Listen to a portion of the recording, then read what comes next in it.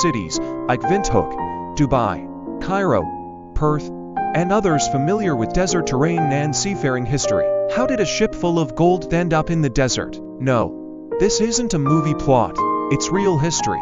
The ship that was found miles from the ocean, discovered in the Namib Desert, now part of modern Namibia, believed to be from the early 1500s, possibly Portuguese, found buried under layers of desert sand near a former riverbed. Local miners accidentally stumbled upon wooden beams and cones. Why ships were sailing along the African coast?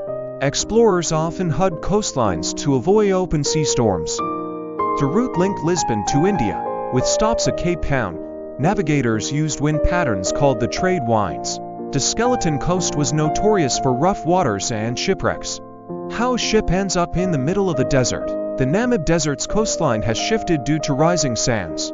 Over centuries, shifting tides and erosion buried the wreck. Nearby rivers once connected deeper inland routes. Heavy winds carried sea sand dozens of miles inland. What they found inside the shipwreck, over 2,000 gold coins traced back to 1500s Europe, skeletons, muskets, navigational tools, and ivory tusks.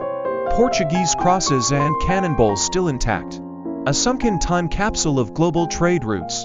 The role of trade and empire in the 1500s. Portugal, Spain, and Holland dominated early trade routes.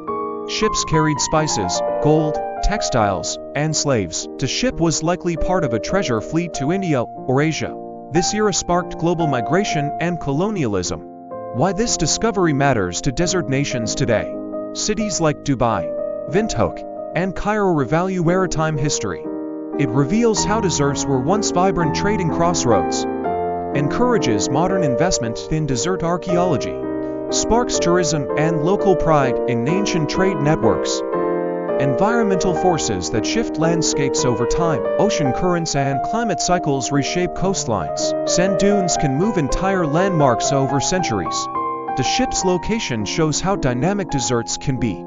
Climate change may reveal even more buried secrets. Local communities and the mystery around the gold. Some locals feared a curse when coins were found. Elders connected it with long-lost desert legends.